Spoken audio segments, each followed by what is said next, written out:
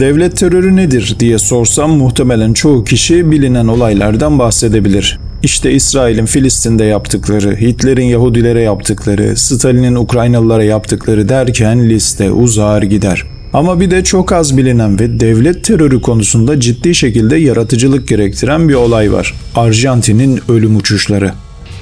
24 Mart 1976 Arjantin ordusu hükümete darbe yoluyla el koydu. Kendilerine uygun da bir isim seçtiler. Ulusal Yeniden Örgütlenme Süreci.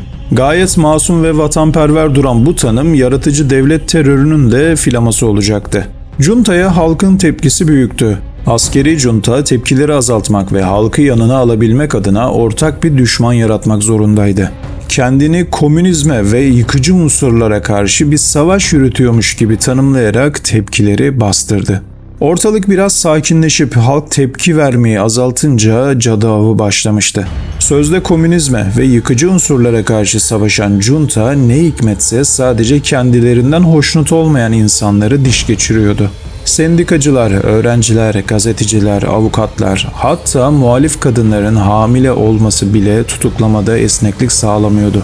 Ve gençler bu darbeden en çok da onlar nasibini almıştı. Kısacası rejimi eleştirebilecek ya da eleştirdiği düşünülen herkes hedef tahtasındaydı. Bu insanlar sokakta, evlerinde, iş yerlerinde bir anda ortadan kayboluyordu. Gece yarısı kapı çalınıyor, birkaç kişi içeri giriyor ve o insan bir daha kimse tarafından tekrar görülmüyordu. Tam olarak kaç kişinin bu şekilde kaybolduğu hala tartışılıyor. İnsan hakları örgütleri 30.000 kişiden söz ediyor olsa da genel kanı rakamın abartı olduğu yönünde. Peki bu insanlara ne oluyordu? İşte bu sorunun cevabı yıllarca örtbas edilen ama zamanla parça parça ortaya çıkan en karanlık gerçekti. Arjantin genelinde yüzlerce gizli tutuk evi kuruldu. Bunların en ünlüsü Buenos Aires'teki Deniz Kuvvetleri Mekanik Okulu'ydu. Kısaca adı ESMA.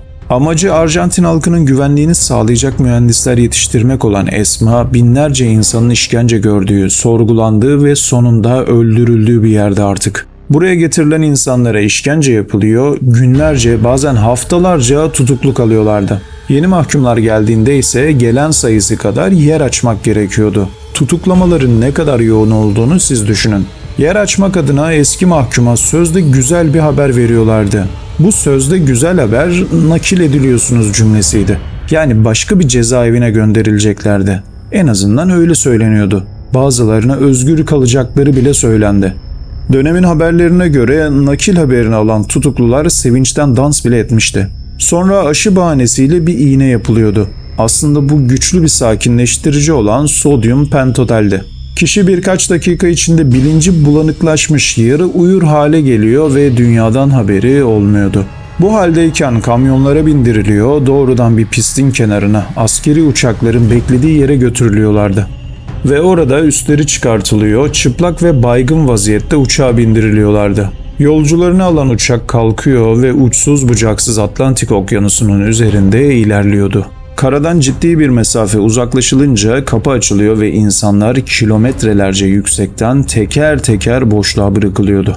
Sadece muhalif olduğu gerekçesiyle suçsuz insanlar kilometrelerce yüksekten okyanusun derin sularına gönderiliyordu. Şimdi kafanıza takılmış olabilir. Madem öldüreceksin sık kafasına bir kurşun olsun bitsin. Bu kadar tiyatroya ve uğraşa ne gerek var diye. Ama o işler öyle olmuyor tabi. Junta rejimi bir gün gelir de yargılanırsak diye geride ceset ya da kanıt bırakmak istemiyordu. Bu infaz yöntemi öldürmek için değildi zaten. Cesetlerden kesin olarak kurtulmanın bir yolu olarak görülüyordu. Ne mezar, ne kurşun izi, ne de bir ceset. Deniz her şeyi yutuyordu. Ya da öyle sanılıyordu. Junta rejimi ortada ceset yoksa cinayet de yoktur inancıyla günlerini geçirse de sonsuz okyanusun sularında işler hayal ettikleri gibi gitmeyecekti. İnsan vicdanı sızlamaya görsün. Görev adı altında bu katliama katılanların sessizlik yemini bir gün bozulacaktı. Halkını korumak üzere üniforma giymiş olan askerlerin vicdanı çok dayanıksızdı. 1995 yılında olayın en yakın şahitlerinden biri vicdanına yenik düşerek çok önemli bir itirafta bulundu. Pandora'nın kutusu artık açılmıştı. Eski bir deniz subayı olan Adolfo Sklingo, gazeteci Osario Verbitsky'ye uzun uzun için döktü ve vicdan azabını biraz olsun yumuşatmak istedi. Bu itiraf daha sonraları El Vuelo yani Uçuş adlı kitapta yayımlandı.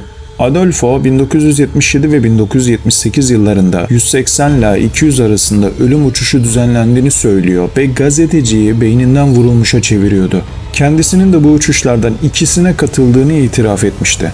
Bu iki uçuşta toplam 30 kişi öldürülmüştü. Adolfo'ya göre bu uçuşlar neredeyse her çarşamba 2 yıl boyunca düzenli olarak yapılıyordu. Kaç kişinin bu şekilde öldürüldüğü konusunda net bir rakam maalesef hala yok. Adolfo'nun kendi tahminleri yaklaşık 5000 kişi.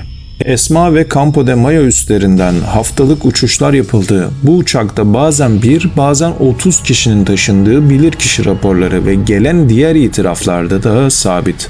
Bunu bir sistem haline getiren en can sıkıcı gerçekse böyle bir organizasyonun birkaç sapkın askerin işi olmadığıydı. Özellikle Amiral Emilio Macera'nın çevresindeki özel bir kadro bu operasyonları doğrudan yönetiyordu. Uçakları, pilotları ayarlamak, personeli seferber etmek kurumsal bir onay gerektiriyordu. Kendi milletine düşman olan bir ordu. Dünyada daha büyük bir düşmanın var olabileceğini sanmıyorum. Bu hikayenin kurbanlarından çok bir de kurban yakınları vardı. Kayıp olanların yakınları birçok gösteri, protesto ve yürüyüş düzenlemiş olsa da en çok akılda kalanı Buenos Aires'teki Santa Cruz Kilisesi'ndeki sürekli eylemde. Çünkü bu kilisede kayıpların anneleri toplanarak birbirlerine destek olmaya, orada yakınlarının nöbetini tutmaya ve aynı zamanda seslerini kutsal bir mekandan duyurmaya çalışıyorlardı. Kayıpların anneleri seslerini gerçekten duyurabilmişti. Dünya artık onları Plaza de Mayo anneleri olarak tanımaya başlamıştı. Aralık 1977'nin ilk günlerinde güvenlik güçlerinin de dikkatini çeken bu grup artık hedef tahtasındaydı. Birkaç gün içinde bu kadınlar kaçırıldı, Esma'ya götürüldü, günlerce işkenceden geçirildi. Yaklaşık 10 gün süren çılgın işkencelerin sonunda aynı evlatları gibi onlar da uçağa bindirildiler ve Santa Teresita sahili açıklarında denize atıldılar. Günler sonra bu kadınların cesetleri akıntıyla birlikte kıyıya vurdu. Her şeyi saklayan, ortada kanıt bırakmayan ve aldığını geri vermeyen okyanusun bile vicdanı rahatsız olacak ki artık bu kadar hainliğe dayanamamıştı. Yerel polis cesetleri aceleyle kimliksiz olarak gömdü. Ölüm nedeni olarak da yüksekten düşme yazılmıştı. Muhtemelen olan bitene artık polis bile dayanamıyordu ki böyle bir not düşme ihtiyacı hissetmişti. Yani bu insanların bir yerden atıldığı artık kesindi. Yıllar sonra adli tıp uzmanları bu mezarları açtığında o kemikler kimliklerine kavuştu. Bugün bu isimler Arjantin'in hafıza mücadelesinin sembollerinden biri haline geldi. Peki bunca gizlilik, bunca örtbas çabasına rağmen bu gerçek nasıl gün yüzüne çıkabilirdi? İlk ipuçları aslında olayların hemen ardından geldi. 1976'dan itibaren Uruguay ve çevre ülkelerin kıyılarında tuhaf biçimde parçalanmış cesetler bulunmaya başlanmıştı. Denizden gelen kimliksiz cesetler vardı ortada. Yerel halk ve balıkçılar bu cesetleri fark ediyor ama kimse bunun ne anlama geldiğini tam olarak bilmiyordu. Dedim ya, okyanus bile dayanamamıştı artık bu caniliğe. Arjantin juntasının rezilliğini tüm dünyaya duyurmaya çalışıyordu. Junta'nın çöküşünden sonra 1984'te yayımlanan Nunca Más Türkçesiyle Bir Daha Asla raporu kayıplar hakkında yüzlerce tanıklığı bir araya getirdi. Ama asıl kırılma noktası az önce bahsettiğim eski bir asker olan Skillingon'un itirafıydı.